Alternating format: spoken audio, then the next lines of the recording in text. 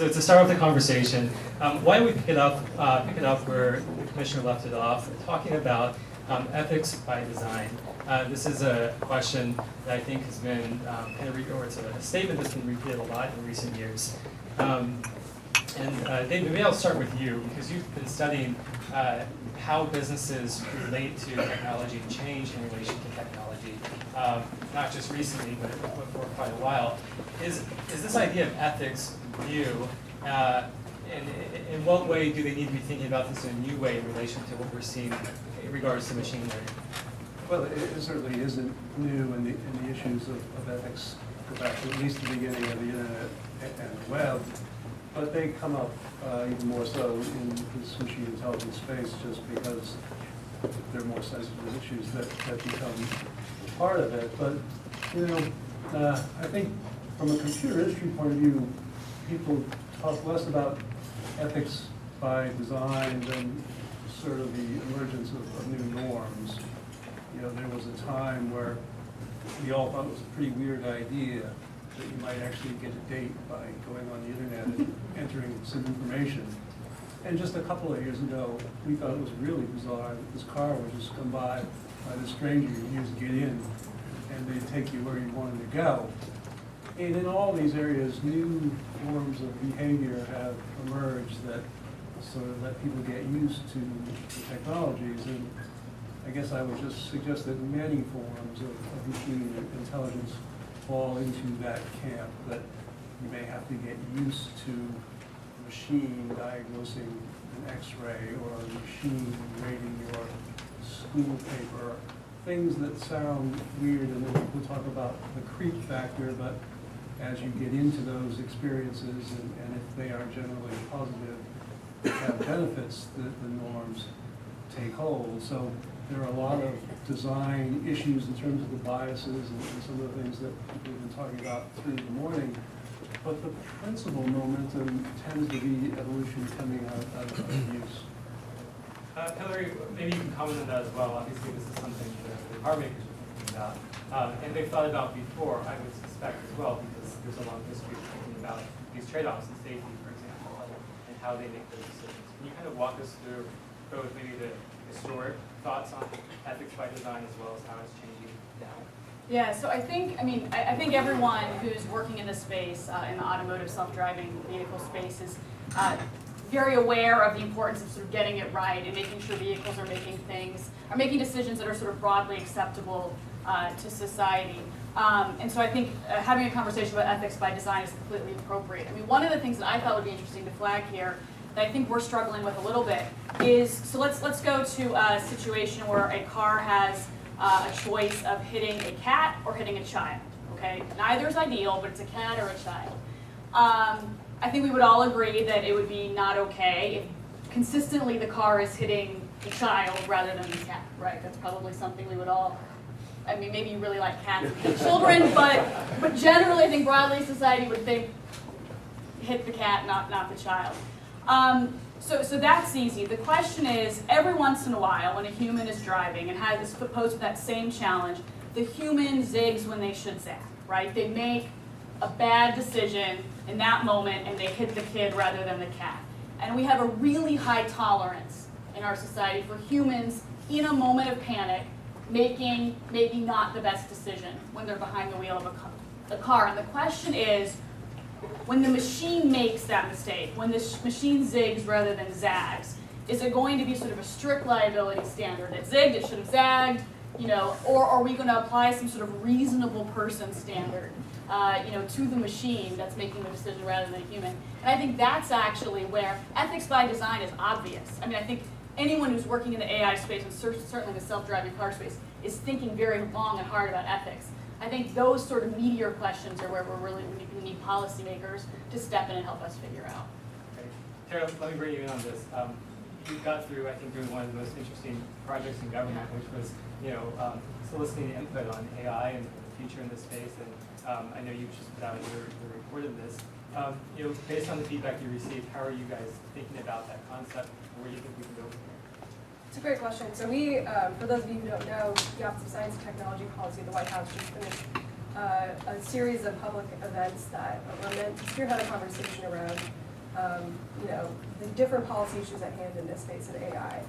And the first such workshop that we ran was out at the University of Washington, and it was on AI law and policy and related ethical questions. And this actually was a question that was really hard for people involved in that workshop and subsequent workshops to grapple with. And I think that the reason for it is because there aren't any clear answers from a policy perspective on how we best approach these issues related to ethics. And we, in conjunction with the report that you referenced, Daniel, we also released a companion research and development strategic plan for artificial intelligence for the US government. And in that plan, we detail a recommendation regarding the need for more fundamental research on these questions about how we integrate questions of law, authority, ethics, and societal implications in artificial intelligence so that we can better understand exactly how these systems should be designed, what types of sort of oversight should be applied to them from a regulatory or governmental perspective, and how we assess those systems when they're actually up and running. And coming from OCP, this is, I would think, an endeavor that most government organizations are kind of repeating some kind of task. This task of exploring AI and the implications is something that you've done at OCP for quite a while in other technologies. And we've had these questions of ethics come up a lot in the past. So genetic testing, GMOs, right? This same kind of issues came out. What can we learn from those debates in the past about how we address those problems that we should be applying here?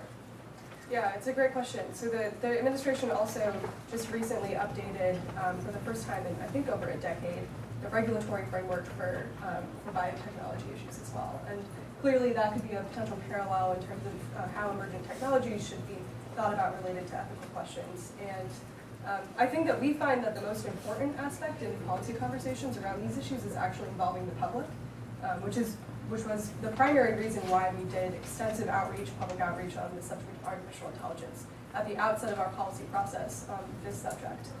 So in addition to that workshop series, we actually stood up a request for information that we published formally to the Federal Register, and we received a lot of public comments from industry, academia, from just the general citizenry on the subject of how we should think about these questions.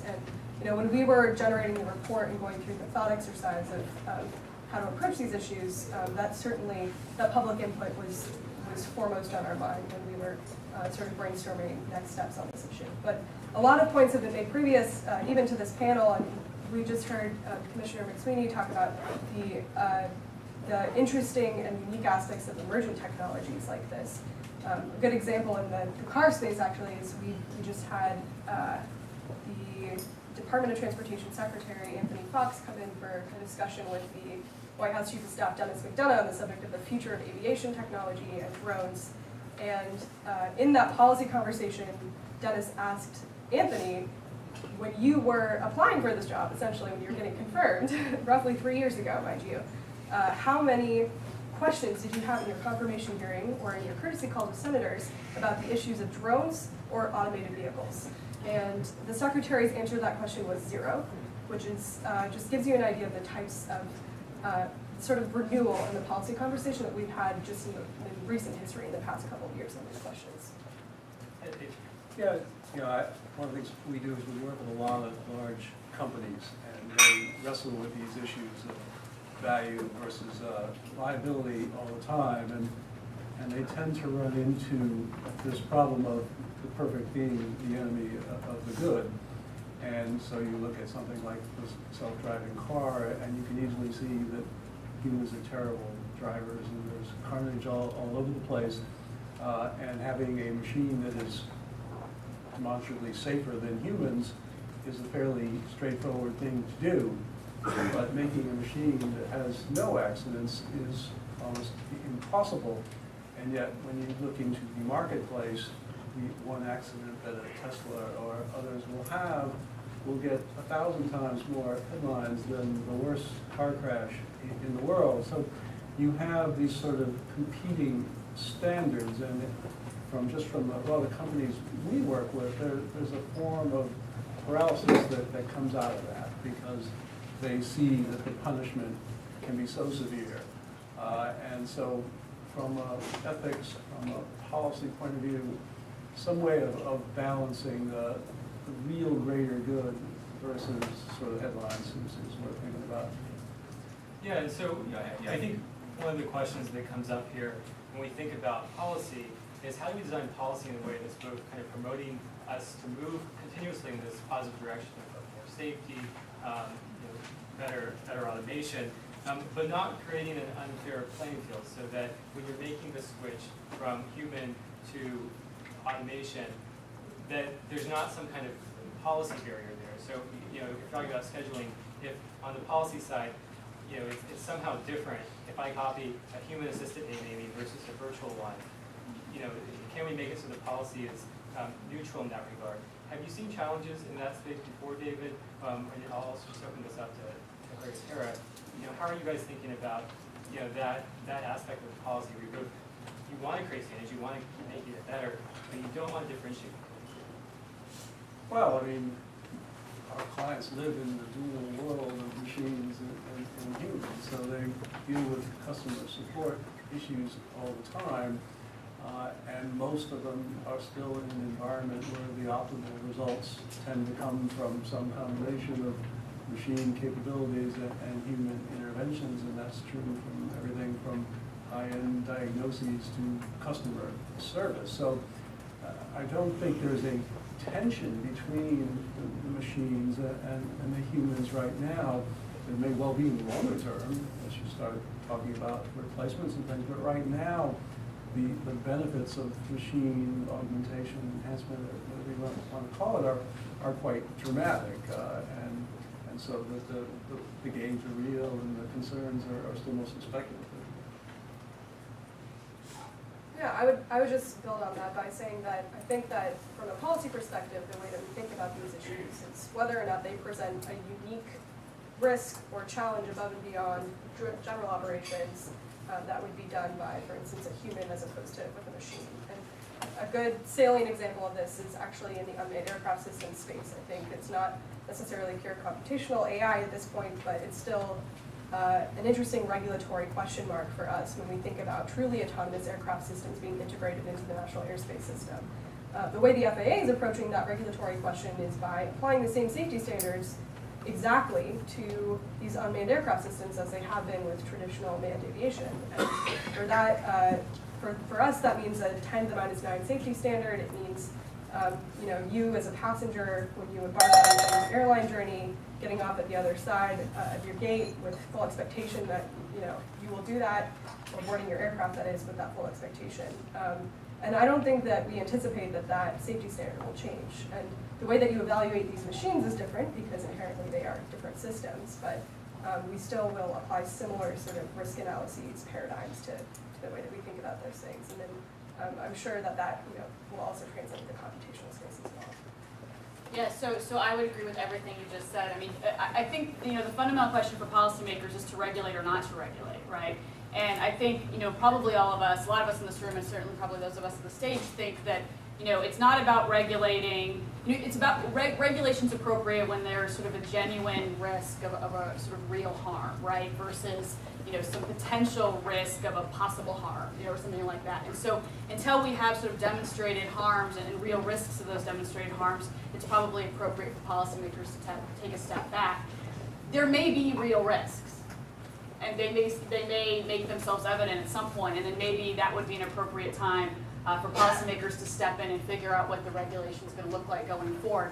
I will say one of the things I think we struggle with is anytime there's some sort of new, sexy technology, Internet of Things, AI, there tends to be a strong interest on lots of different government agencies and states and everyone to sort of jump in and get a piece of it.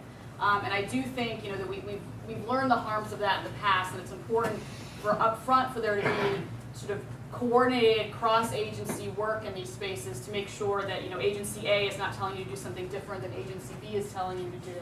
And then more than that, is sort of another layer of complexity, is that you've got AI is being applied in industries and in sectors that have traditionally been highly regulated, and in industries and sectors that have traditionally been unregulated. And I think the question is, because AI is being applied in a highly regulated industry, does that therefore mean it in and of itself should be highly regulated for that industry? and if it's being applied in a traditionally non-regulated or unregulated industry, then it should also stay unregulated. And I think we're going to have to, we're dealing with that cybersecurity, data privacy, any of these sort of technology policy issues. There's a fundamental question about, does traditionally heavily regulated equal traditionally heavily regulated for these new technologies, or do we need to break that paradigm a little bit and think about these things differently? Yeah, let me say that in two ways. So first, just when you look at Congress and the way it's set up, right? I mean, it's very sector specific. And so you see a lot of these questions, especially when you talk about these technologies that permeate different industries. Each federal agency goes through and starts asking the same questions, and they ask, can we regulate? We also see this in Congress. Do we need to kind of rethink the policy organization there, so we're not constantly asking the same questions in relation to automation and AI? Maybe we can kind of solve or create some kind of framework for dealing with this once, and then distribute that across more agencies. Yes. I don't have the answers. I think a lot of people have been grappling with these same questions for a long time, and I don't have the answers. But I think it's a problem we need to continue to grapple with, and we need to figure out sort of what the right path forward is. Because there is an alphabet soup of agencies, and they all want in on something that's new. And there's the same thing in Congress. There's a lot of committees that there's no clear congressional committee that would have the lead on AI. And so all of them are going to probably want a little piece of it. And sort of how do we bring calm to that storm? I don't know. Tara, maybe you want to comment on that, since the executive agencies have often been the one to try and be that coordinator, or at least point the direction for how others can follow. Have you guys been thinking about that type of question? Yeah, absolutely. So we have encountered this challenge in the recent past, especially in regards to the AI policy questions that we're tackling, as you mentioned. And I think that our answer in the short term has been to leverage the interagency coordinating mechanism that we already have at our fingertips. And one of those is the National Science and Technology Council, which is essentially, it's a council directed by the director of OSDP, Dr. John Poultrin. It is basically the primary coordinating body for all science and technology issues across the constellation of research and development and related agencies in the US government that have equities in this space. And we, back in May, stood up a subcommittee underneath the NSTC specifically related to machine learning and artificial intelligence. And a part of that body is, actually that body is comprised of pretty much every agency in the federal government that would or should care about this issue, which we think is almost all of them, frankly. It's not just the NASAs and the NIHs of the world that have traditionally had science missions and are, applying research and development dollars to robotics, infrastructure and tools. It's also the Social Security administrations and the VAs of the world that could conceivably use AI technologies to better deliver on their missions in the medium-term future. And so, and then of course the regulating bodies involved in these issues. So the DOT, FAA, as a good example, given its recent regulating guidance for automated vehicles, and then other agencies involved in some of these similar questions. And so that has actually proven to be an extremely useful tool. That body was the body that wrote the AI report that we released last Thursday. And it looks out across the entire federal spectrum to try to determine directions for a lot of these issue areas. I think barring a total structural overhaul amongst all the different branches of government, mechanisms like that work really well as a stopgap measure to try to coordinate what the federal government is doing on a number of these different aspects of regulation, thinking about ethical questions, thinking about research and development. And I'll just add, I think what OSTP and what you all did with this AI thing was great. I mean, you sort of took it by its horns, sort of early on before it got out of control, and sort of set a framework to govern sort of that interagency coordination going forward. I think it's exactly what needed to happen. David. Yeah, one thing I'd caution a bit on, and sort of throughout the day, there's sort of a tendency to think of AI as this discrete, sort of new thing, and that's not really the case. The AI is essentially the evolution of all the different ways that computers are already being used. So, if you're a bank and you have all these automated trading systems, you put a layer of AI on there to make smarter investment or advice decisions, but it's not really separable from the system itself. And this will be true in most industries. And one of the messages we talk a lot about our clients is that you should see artificial intelligence, machine intelligence, we're going to call it, as being part of essentially everything that goes on. So, if you look at Amazon today with their enormous cloud computing operations, they use machine intelligence to run that network, to detect anomalies, to balance loads, to optimize capacities and pricing. You heard the guy from XAI about how it gets built into messaging and collaboration and calendar systems and isn't really going to be separable at all. And that will go further up the stack as you go into more sort of expert systems and things. So, I'm not a policy person at all, but I think in many ways it's best viewed as part of the things that are being regulated rather than a thing in and of itself. That's a great point. I want to dig into the autonomous vehicle issue for a minute. With the, NHTSA, the National Highway Transportation Safety Administration, has this proposal that Terah mentioned that's out for comment. And my question here is, Hilary, you had mentioned at the beginning this how do you decide between hitting the cat or hitting the child? What I thought was interesting in the NHTSA proposal is it seemed to shift that decision-making to the companies, to the private sector, and say, we want you to kind of disclose what your rationale is, but we want you to be making that decision. My first reaction to that was, is that the role for the private sector to be making those decisions, or is that something actually where we would all be better off if it was made through a democratic body? Not that it would, the private sector maybe couldn't come up with those solutions, but maybe they wouldn't want to come up with those answers. Maybe they want to be told. Are there areas where we actually need more, if not regulation, government-led guidance? Yeah, so I'll start by saying that I think everyone in the industry is whether we're talking traditional automotive companies or technology companies, is generally excited by the approach that NHTSA has chosen to take with its guidance, and making it voluntary. I think is a recognition that regulation may be premature here, partly because as we sit here today, nobody has deployed an autonomous vehicle in the United States. Everyone is still very much in the research and development phase, and so assuming or putting in place a regulatory framework to govern something which is still being developed is probably premature. But I think also to your point that they don't know all the answers, right? And I think that's evident in the guidance. There's a lot of areas where NHTSA is looking to industry and society to help them figure out what this ought to look like in the future. And I think that's probably a smart place for them to be.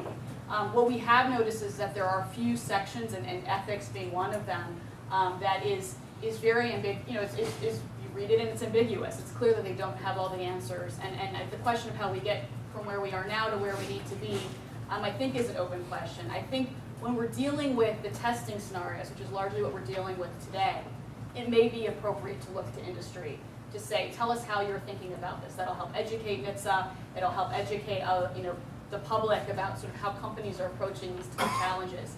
When we get towards deployment, maybe, I'm not saying that there should be, but maybe we should have a conversation about some broader norms that apply across all the companies. But for now, in a research and development phase, I think the approach that NHTSA's taken is entirely appropriate.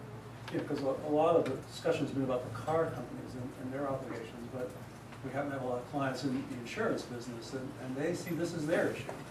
They need to rethink what liability means, what insurance means in all of these autonomous fields, and see that as a change to their existing business, but also a pretty exciting opportunity. So, insurance naturally evolves to provide the insurance society wants. So they're going to be a big piece of this, but it's still too early for them to really put their bets down. But you see them today. You can now buy insurance that makes it easier for you to add being an Uber driver to a policy and clarifies the liabilities that come with that. You can see Uber perhaps getting into the insurance business itself at some point as a way of insuring its own vehicles from a financial liability point of view, which is a big part of things. David, maybe we can tell you for a minute. There's, in any technology life cycle, there's the early adopters, and the followers, and the laggards. In the AI space, what do businesses that are at the forefront need to be thinking about? This may be a little bit. Yeah, it's a great question. We just took a bunch of our clients out to Silicon Valley for a week and visited Google, Amazon, and Facebook, but also a bunch of startups. And the thing that struck pretty much all our clients most clearly was that Google, Amazon, Facebook, Microsoft, they are what we call 21st century organizations today. They are run by data, they're run by algorithms. Machine intelligence is built into everything that they do and is essentially the operating culture of those companies. When we take out our banks and insurance companies and pharma companies and defense companies, they're not that way at all. That this stuff, all these conversations about machine intelligence is essentially a bolt-on to what they're doing. And they're trying to make sense of it. So there's an enormous gap between people starting with, as we say, a green field, a clean sheet of paper, versus companies coming from the earlier world. And that gap today is widening for sure. And that's why you hear Google's and Facebook's and Amazon talking so much more about machine learning than they did even a year or so ago. But you don't hear regular companies doing that yet. So the gap is widening. Whether it continues to widen, whether those gaps become unbridgeable, those remain to be seen. But the message we see with our clients is, your industry is going to follow this pattern at some point. You will be run by end-to-end algorithms and data and the scale that comes with that. And you got to prepare for that, and how soon it happens is a hard one to say. But that's, there's a big contrast between the sets of companies, which is what really strikes people. Terah, I want to bring you on this. We spent kind of the first part of this conversation talking about ethics and fairness, and I think that's an issue that comes up a lot in these policy circles. But really, when we're talking about AI, we're talking about why, as the government should be so heavily focused on this. Strategically, it's about economic competitiveness. It's about how can we make the U.S. Economy more productive, and how can our companies be more competitive globally. So how much of the work that went into this AI report was really targeted towards the U.S.'s economic growth strategy? How much kind of interaction did you have with economists on thinking about how we really reorient? In the 90s, we were talking about building the information superhighway and getting online and everything we need to do for our companies in that regard. Are we having that same conversation on AI, or it seems like we're starting it? Where else do we need it? Absolutely, yeah. So a significant portion of our development process around the report was related to that question: how we maintain America's position as a leading-edge technology superpower. How do we make sure that we are constantly paying attention to prioritizing our R&D funding across areas that deserve special attention, potentially AI being one of them. And then certainly the other issues related to economics and AI, which were addressed with a lighter touch in the report, but we are planning on doing more work on, and currently are doing more work on.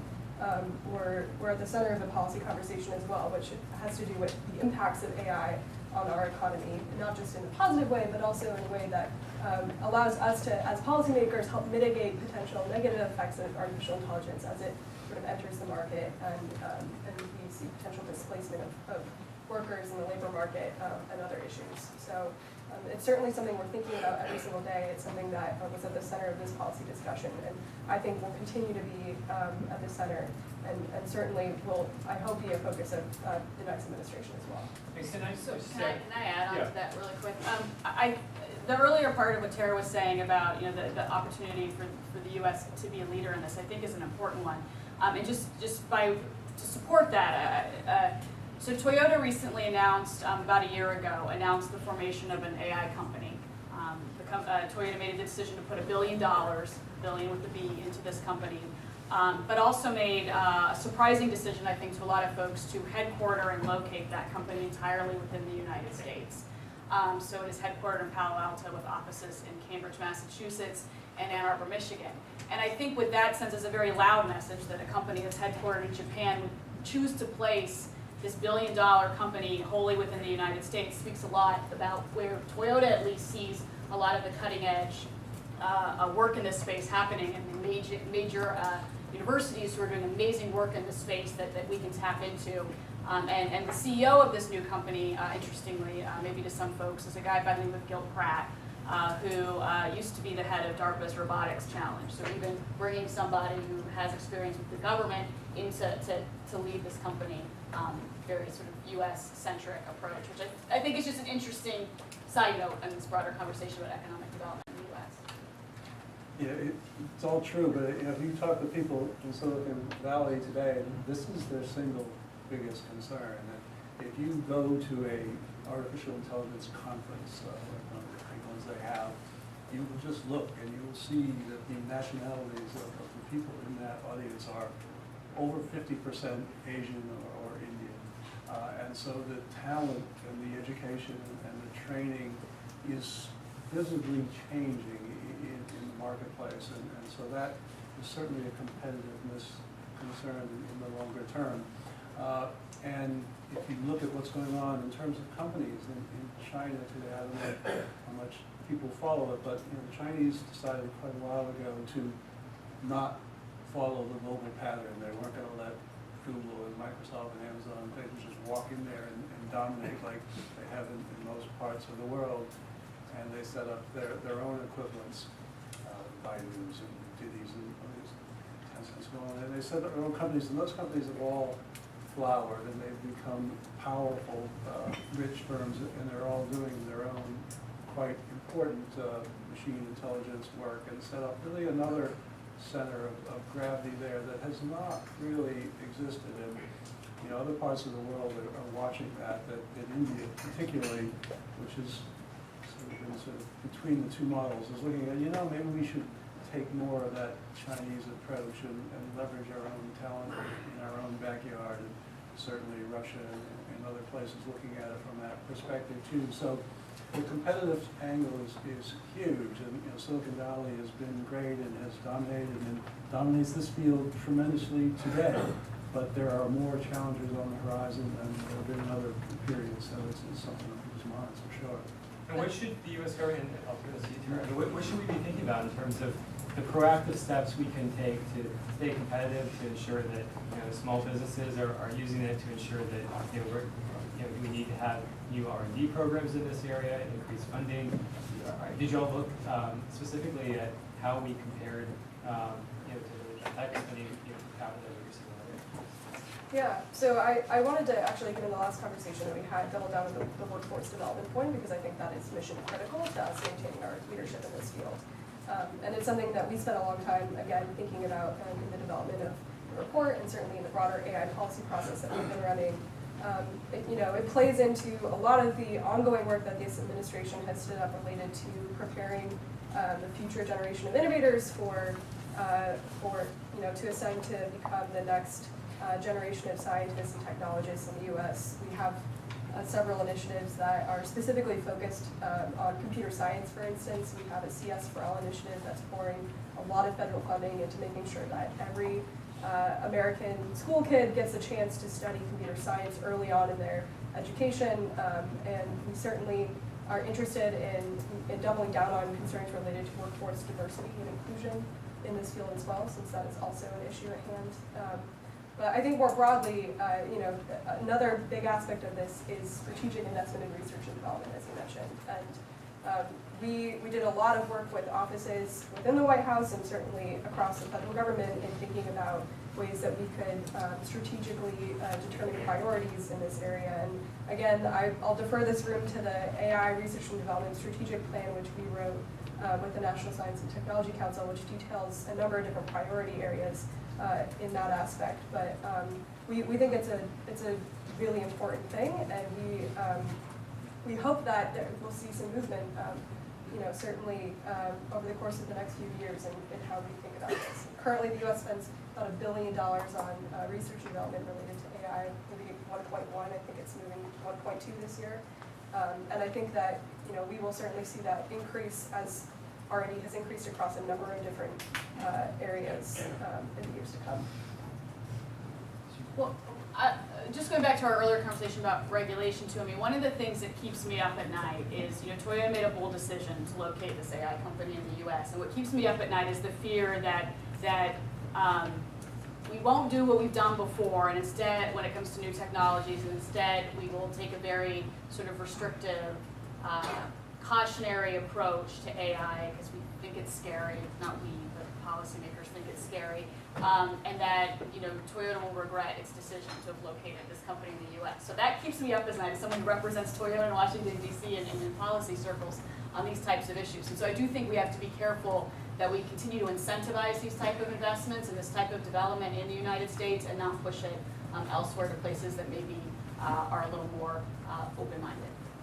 And on that point, I mean, when you look at the European Union and the General Data Protection Regulation, which is just passed, which will be starting to take effect in about 2 years, there's a provision in there about automated individual decision making, and basically restricting this, and including a right to explanation for users. And so, that Europe has always taken a different approach on certain technology issues.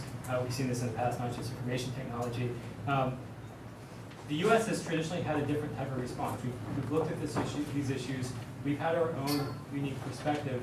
And not only we've had that perspective, but then we've advocated that on a global stage. I mean, when you look at internet governance, and you look at the role the U.S. had in saying, this is how we see this working, and evangelizing that around the world, and creating the kind of global multi-stakeholder system that we have today.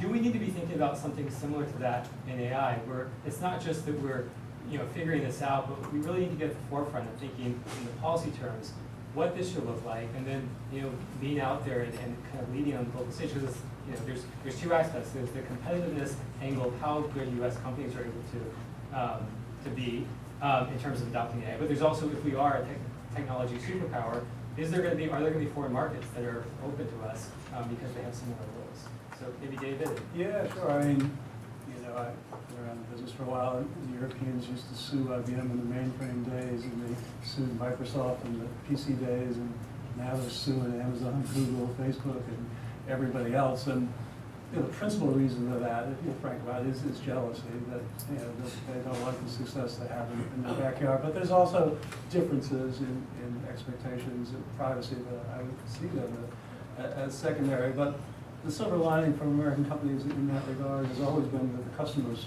they want to use those products. And so there will always be efforts to restrain, particularly Google, Facebook, and all the big ones.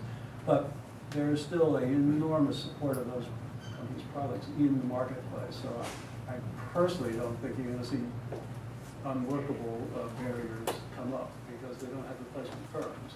And this gets back to the Chinese argument that unless you have a local alternative, you don't have any leverage over this. So you can't stop Facebook in Germany. You can pass all the laws you want. But it's still going to be a core of that service. So I think the American industry in Europe is still quite strong. I'd also add that I do think that those internationally scoped policy conversations are actually currently being had, or at least starting to be had. On the same day that the White House released our AI report, the UK Parliament actually released a similar document, and it was totally uncoordinated, but we had alignment on a lot of different issue areas in those two documents, and I think that just speaks to some of the convergence that's happening in the policy space on these issues. But there's definitely, I think, an increased need for coordinating between international bodies on certainly on issues that affect humanity at a human scale. I think ethics is one of those potentially, and I think we'll see that play out in a very short time period here. Yeah, I mean, I think the ultimate goal needs to be international harmonization, because a lot of the companies that are working on AI are global companies that sell products throughout the world, and I think the key would be to make sure that international harmonization, whatever that is, takes a pro-innovation, maybe more U.S. approach than something that's less pro-innovation and more restrictive. So if the goal is international harmonization, I think it makes sense for the U.S. to be advocating for harmonization that tends towards sort of a pro-innovation agenda versus non-pro-innovation agenda. I want to open up for questions. Before I do that, one last question for Terah. One of the things I like maybe best in this report was that it took on the idea of artificial general intelligence or superintelligence. And the report pretty much said maybe we're not going to go so far as to call it a myth, but at least it's not something that we need to be talking about in the policy space because it's basically not an issue. I thought that was incredibly important for this debate because it's one that has, I think, continued to rear its head. I just wanted to ask if you could comment on that, how much, even reading through some of the comments that were brought up, you still have people making this claim. You know, how that process went to develop that White House position. I think a lot of the conversations that we had with academic experts and industry researchers in the field really oriented our focus to that scope. I think that the general consensus amongst experts is reflected in the report that we wrote, and I think for the sake of policymaking, it's most productive for us as policy makers to ensure that we are tackling the sort of near-term risks of this technology as it relates to more specific applications. I think that the things that we have seen enter the policy arena in recent months have been related to ways in which AI is affecting the real world, and I think in many cases, in all cases actually, those have been narrow applications and not general applications.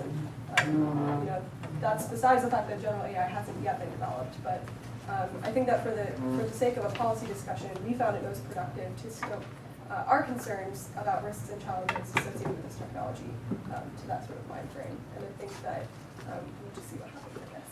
Thank you. All right, we'll open it up. And we have mics. You can just mention your name and location. Hi, thanks for coming. Mike Klauser with Fujitsu. Just curious about the panel's thoughts on sort of accidental regulation of AI and its effect on innovation. Thinking about Illinois passed the Biometrics Information Privacy Act, HIPAA, and now Facebook, Shutterfly, Google, they're all lawsuits because the autonomous algorithms started assigning sort of names to faces autonomously. Had nothing to do with biometrics, really. It had to do with AI. I'm just kind of curious about this sort of accidental regulation.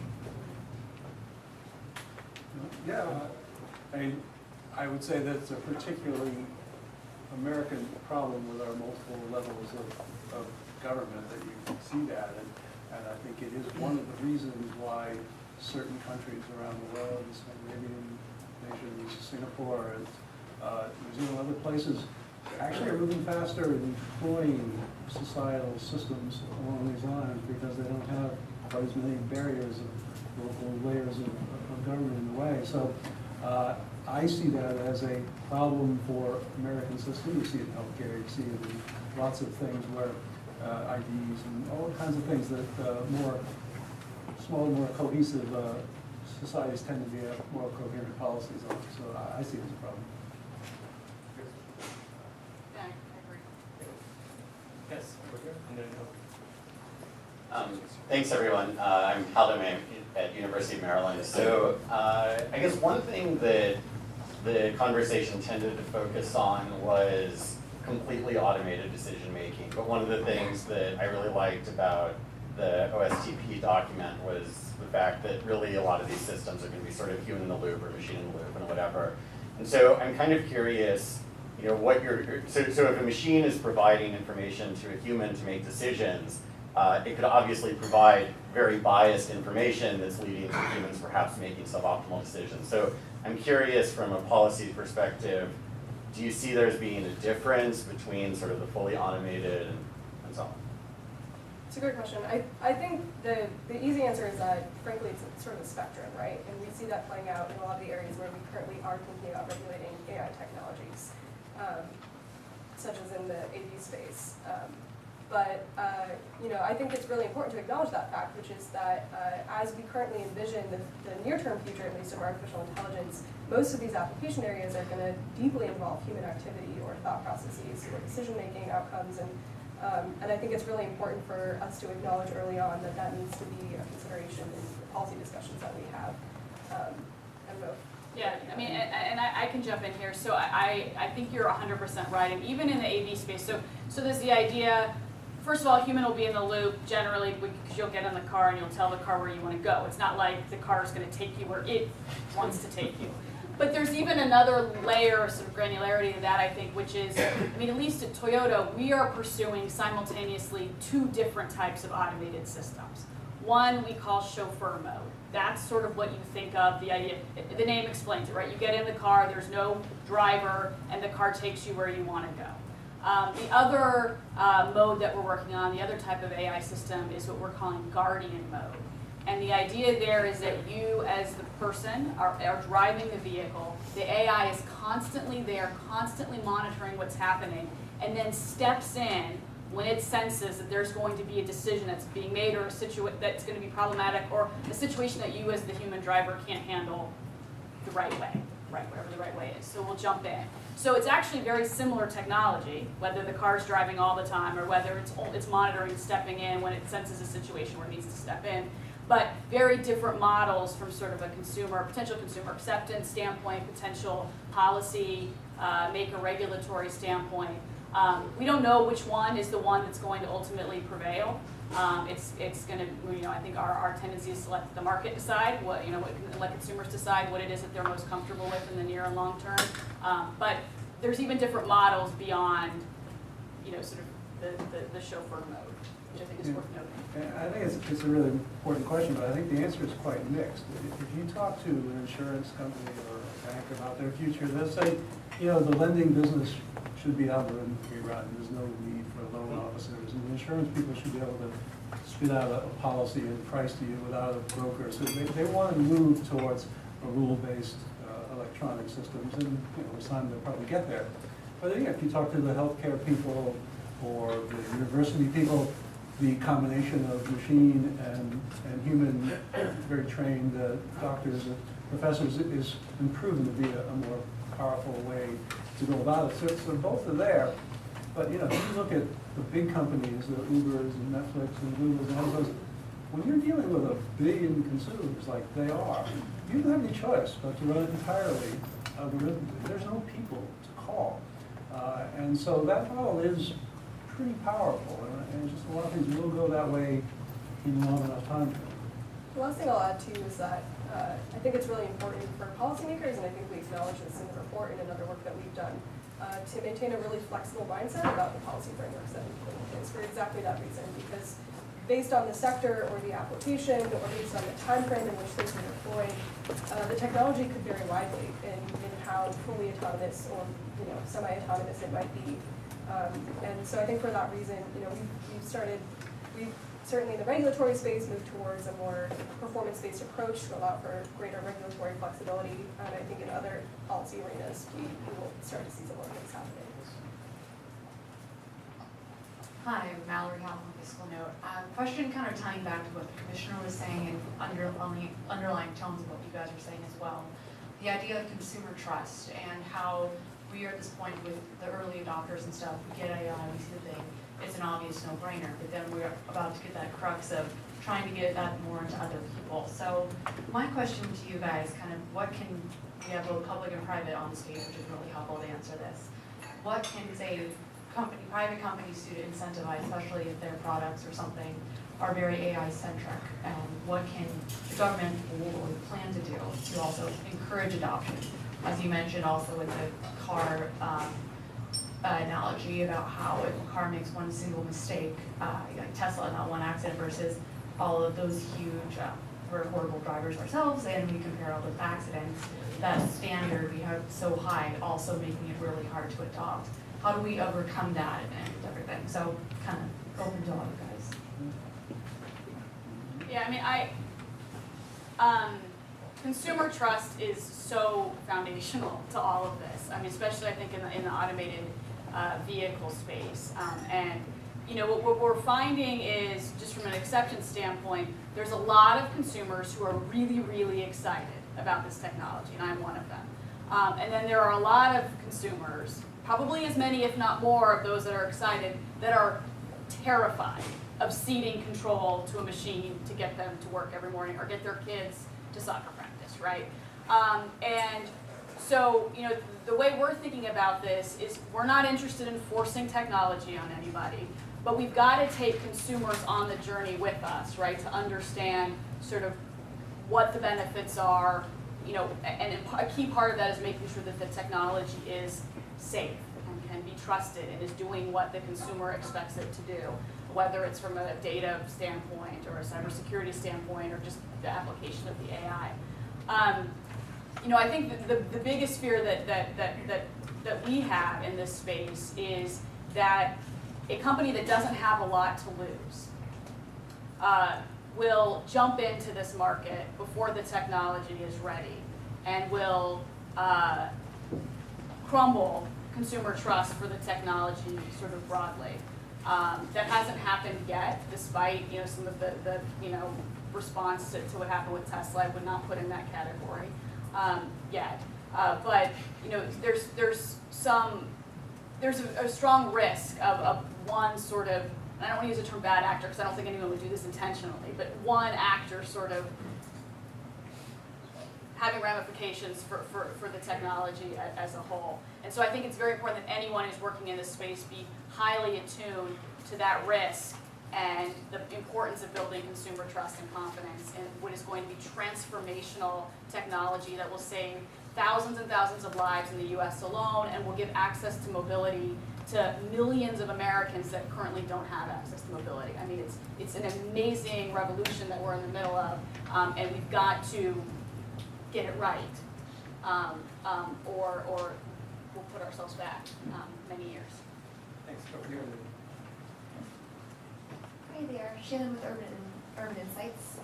So my question's not necessarily policy related, but since you guys are all local, where do you look to for events or forums that to get information about machine learning or data-driven decision making and innovation? This is when we all should say CDI.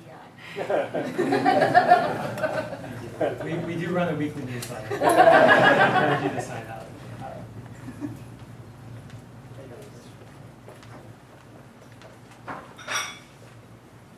Mike Nelson with Cloudflare. There's always a lot of discussion about new policies for a new technology, but often you need to fix the old policies.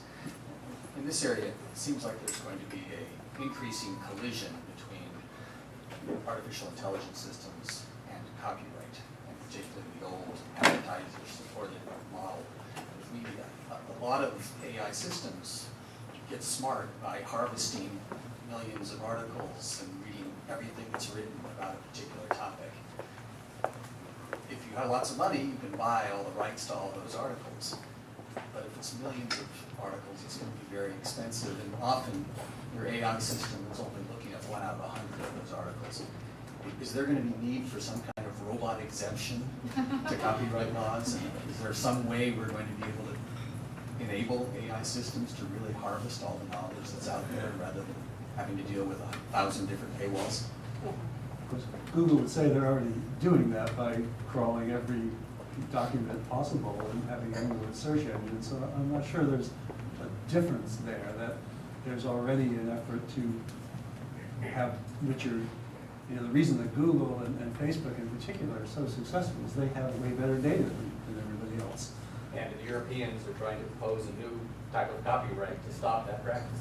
They are, but that is, I don't know, I think those bridges have been crossed. I don't see them going back and telling Google they can't crawl the web that would be pretty major stuff. And in Facebook's cases, you sign an agreement saying they have access to your data.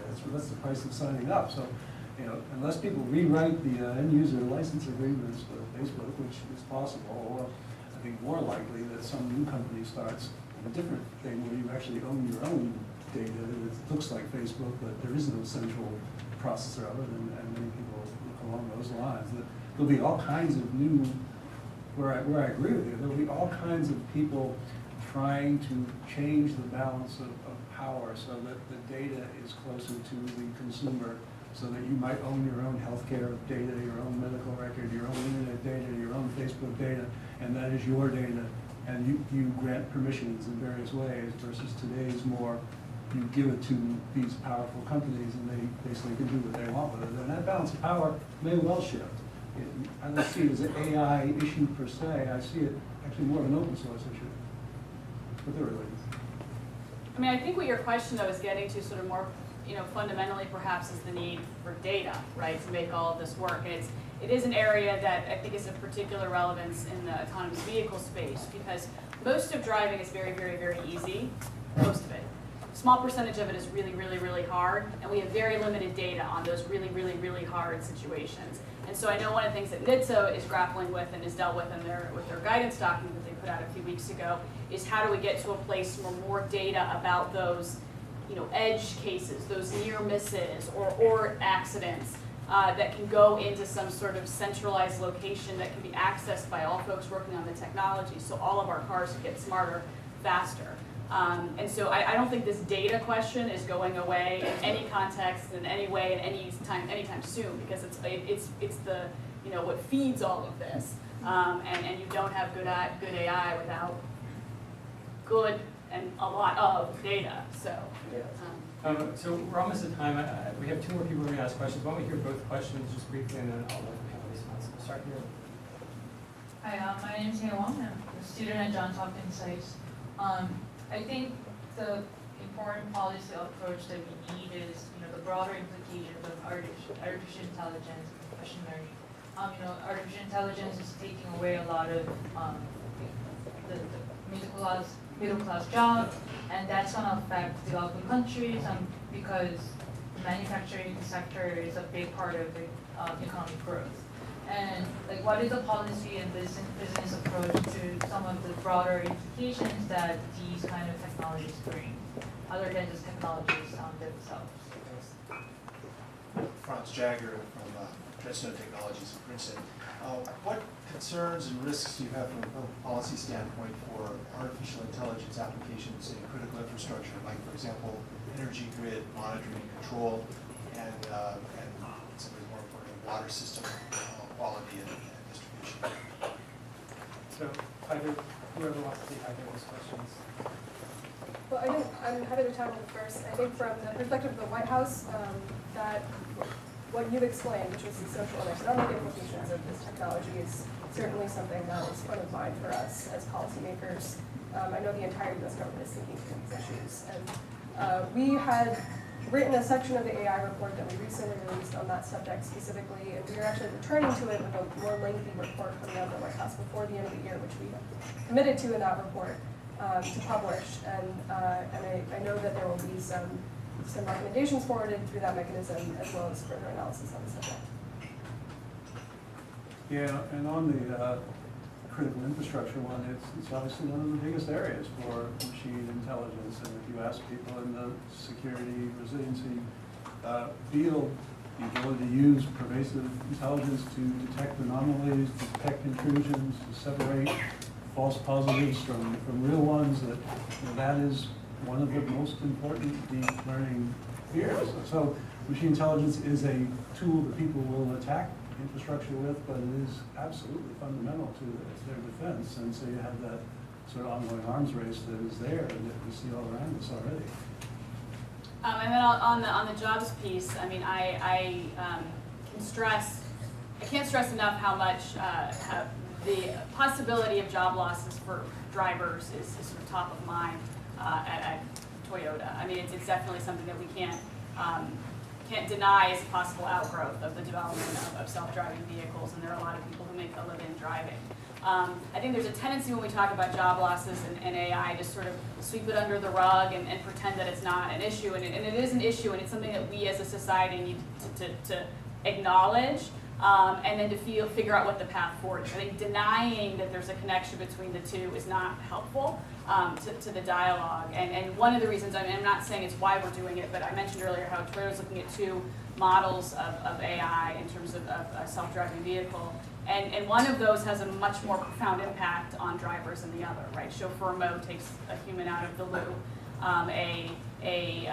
Sort of guardian mode still requires a driver to be driving. And so, but the point being, when we think about job losses, it's not sort of a one-size-fits-all AI. I mean, there are definitely models of AI that are going to replace humans. And then there's models of AI that are more partnership models, sort of what we're looking at with guardian mode. And so we, as developers of the technology and society, do have some choices to make here about which path we're going to go down.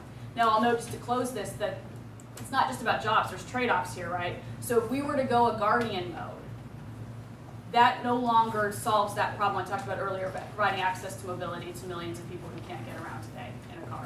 So there's a trade-off there. So if it's the job of a driver versus access to mobility to those who are disabled and elderly, and that's a significant trade-off. So it's not just about jobs. If we go that route, we're going to close this technology off to a subset of the population who is clamoring for it, rightfully.